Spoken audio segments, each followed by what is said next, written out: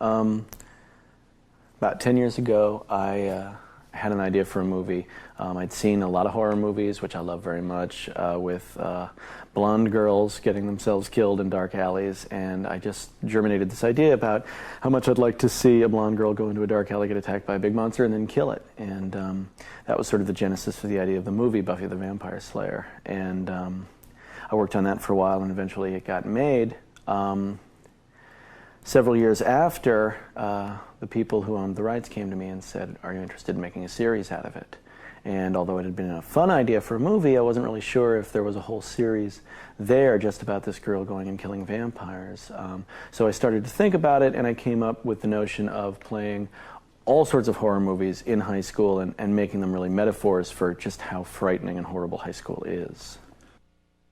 My original script for the movie was kind of dark and scary, and it was comedic, but the final product was much more just a broad comedy. With the show, I kind of wanted to get back to the roots of genuine horror, but with a lot of comedy and a lot of edge and a lot of sort of, self-reflective examination of horror, but at the same time make it genuinely creepy and hopefully genuinely moving. Sunnydale is every town in America, basically, and really every town in the world. We chose a bright, sunny, sunshiny California town because that sort of contrasts with what we expect, where we expect to see horror. But basically it's supposed to be any high school, your high school, my high school, anywhere where boys and girls are going through their adolescence and torturing each other because of it. Ostensibly, in the narrative, we put the town on a hellmouth. Which means that it's a sort of center of mystical energy, and every sort of monster and creature and spell and bad thing that can happen from the underworld is sort of drawn there, and that's our excuse for, all these monsters that keep cropping up. But really, anybody who's ever been to high school knows that they're just there. Well, we had certain rules about making vampires that we imposed on ourselves. I wanted them to look monstrous. So that when Buffy killed them, we didn't feel this was a girl just killing people. I felt uncomfortable with that. I wanted to say, these are demons. At the same time, you want them to look normal, so you can wonder, is that guy a vampire? So we could hide the truth about Angel. So we, had the idea, and this has been done before, we're not the first to use it, that when they feed or when they get very emotional, their demon faces sort of come out. And as far as the characters of vampires are concerned, it's really dictated by whatever we need. Sometimes we have the froofy European Anne Rice type vampires, and sometimes we have the dusty Western near dark type vampires, and sometimes we just have a bunch of stuntmen.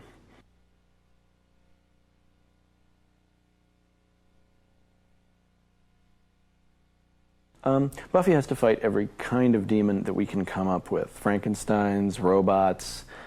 Demons, with horns, a ventriloquist's dummy, and any horror movie that we loved, we want to throw in there. Buffy was an incredibly difficult part to cast because you really need a character actress in the body of a leading lady, and that's harder to find than you might expect. Sarah came in. She was beautiful. She was accomplished. She actually had taken some Taekwondo, which didn't hurt, but the most important thing is she found the humor in it. She was very light and very engaging and very funny, but at the same time she brought a lot of intelligence to it, which is something Buffy needs. If she's just a bimbo, eventually you lose interest. But Sarah could be as quirky and silly as Buffy needs to be, but at the same time bring real depth and intelligence to what she's going through. Buffy was always intended to be a role model, and we're not out to confront issues, we're not out to lecture people, but it was very important to me that Buffy be the kind of girl girls could look up to and relate to and show not only a hero but how difficult it is to be a hero. Well, a Buffyism is basically just an odd way of speaking.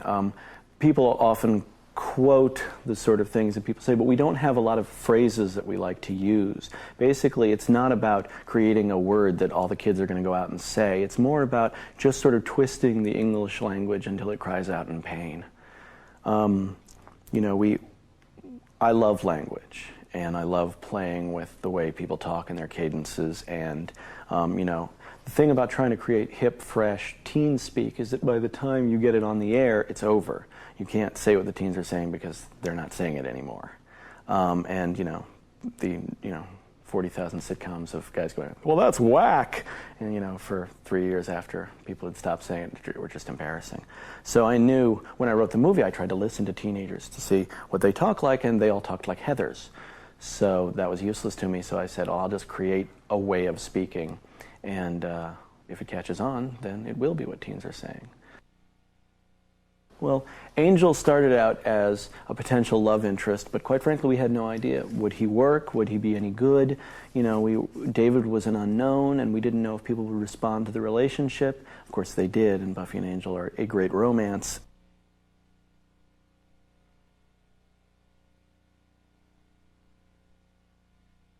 We got a lot of things coming up. Angel will, in fact, have his own series next year.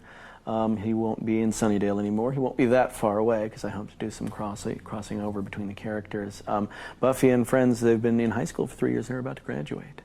And so next season we're going to see them going to college or not going to college, depending on their characters. And they're going to find out that the angst they've been going through in high school doesn't ever stop.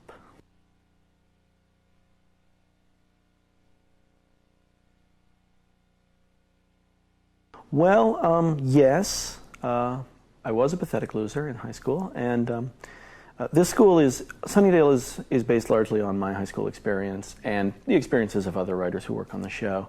I attended a school, you know, in New York for several years, Riverdale, where I underwent many humiliations and much anxiety, and that finds its way in the series. I actually finished high school in England at a all-male boarding school. I play Buffy Summers, who is the chosen one, and to every generation is born one whose job is to fight the evil, not just vampires, any underground evil. And a slayer is the person that is born to fight this. You are chosen. There can only be one slayer at a time. Every time a slayer dies, a new one is called. Usually you discover it when they come and find you. In Buffy's case, she was in her high school in Los Angeles, a sort of vapid and vacuous valley girl, and one day her watcher showed up and said, you are the chosen one. And from then on, it's been her job.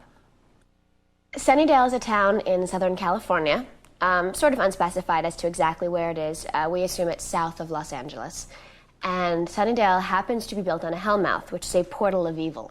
So evil demons, they all seem to gravitate towards Sunnydale because of this hellmouth.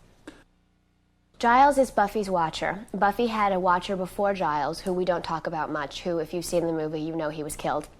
But it's not something we address much. Giles and Buffy have a sort of antagonistic relationship. He's very stuffy British, and she's still part Valley Girl, so a lot of it is conflict, but he loves her like a father loves a child.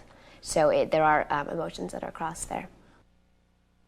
Well, I think like every teenager, Buffy's torn. There's a point in your life when you're not a child anymore, but you're not an adult. And there are decisions to be made that people don't want to help you with, and it's a very, very difficult time.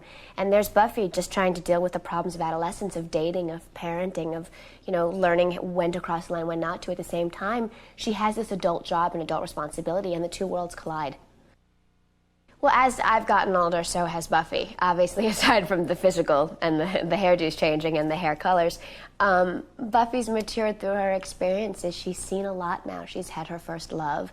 She's had her first sexual experience. And she's gone through a lot of things with her friends, and like anybody, that changes you. Joss has his own sort of language that's a little difficult for us mere mortals to understand. I grew up in New York. We didn't have Valley Girls, and a lot of times I should say constantly, I'm asking him, what does this mean? I'm not quite sure. There's a very funny story around here, and that revolves around the audition, where the first line is, what's the sitch? And there I go walking in, and my first, what does this mean? No idea it meant situation. Talk about blowing a job instantly. Joss is brilliant. I mean, the show is his baby. These ideas are all in his head, and it's wonderful to see him take them from up here and most of the time able to explain them to us. The show is done with love, and that's the amazing thing, and it's not just Joss, it's everybody. It's every grip and electrician, and everybody loves the show. It's a very brutal show to make. The hours are horrible. The conditions are never wonderful. We work a lot of nights, a lot of smoke, a lot of fire. The show couldn't be done if everybody didn't love doing it and was proud of the work that they did. Well, I think the beauty of the show is that it appeals to everybody. It's a show that adults can watch with their children. You know, young children just enjoy the monsters and the pretty people and the funny jokes. older teenagers can relate to it, especially females. It's the first time in a long time, now the trend is moving towards it. We're gravitating towards these strong female individuals that people can look up to. Buffy is not the smartest in her school. She's not the prettiest. She's not the most popular. She's okay with who she is. And it's very important as a teenager that you have someone that you can look up to that's an individual. Because as we all know, high school is not your sheep. You follow the trends, and it's wonderful to learn that individuality is important. Young, early 20s, it's just a fun, campy show, and adults can watch it with their children and later talk about the messages that we incorporate. A lot of the metaphors that Joss uses relate to everybody. I mean, at some point in their life, everybody knows what it's like to feel invisible in school. The people don't notice you. Our girl just happens to actually turn invisible. Every day is a challenge on this show. Between sitting in makeup for all this time to get these bruises, to going from a happy scene to a crying scene, to it's 2 o'clock in the morning and we're still doing action work, it is a very difficult show to do. Yeah, so my relationship with Buffy is the fact that, his name is Angel. He's a 242-year-old vampire with a conscience who has feelings for Buffy, who is a vampire slayer. And in the beginning of the whole episodes, the beginning of the season, she didn't know he was a vampire, and now found out. And so now that I am a vampire, there's that tension, that romantic heat that's between the two of us. Should she kill? Should she not kill? And she can't kill because I have feelings for her, and she knows I'm good, but I probably will turn bad. Yeah, they were basically pretty much in the 11th hour with the character, and they had looked for, all over the place for this guy, and at the time I didn't have a manager, and I was walking my dog, and my manager saw me walking my dog, and he said, "This guy'd be great for the part. I know the casting director." So he stopped me and said, "I'd like to take you in and for this part. Are you an actor?" "Yeah." And I said, "Yeah." And before I knew it, I was in reading for Buffy. Got the part. Wasn't even signed with my manager, and it's just snowballed from there. It's just the character has literally taken off from a 7 out of 12 in the first episode to being a series regular the second season and becoming part of the team. So it's been quite a ride. He's moving away from Sunnydale, and Joss has created his second series called Angel, which will take place in Los Angeles, and it'll be more of an adult-oriented show where I will fight the demons of, the demons of people's pasts, what they hold on to, and what Angel lives for, and what he goes through with his nightmares. He'll try to make amends with through other people by killing their own demons, and somewhat trying to regain his own soul in the process. So it should make for very interesting episodes. Yeah, I think he's really in tune with his actors and his writers and his people that he works with, and he's on the set, which makes it very comfortable. Not only a creator of a show, but somebody who comes down to the set while they're shooting and gives his own personal notes, which doesn't really happen today in Hollywood on television shows. Sarah's she is one of the things I will miss most about leaving the show is working with Sarah.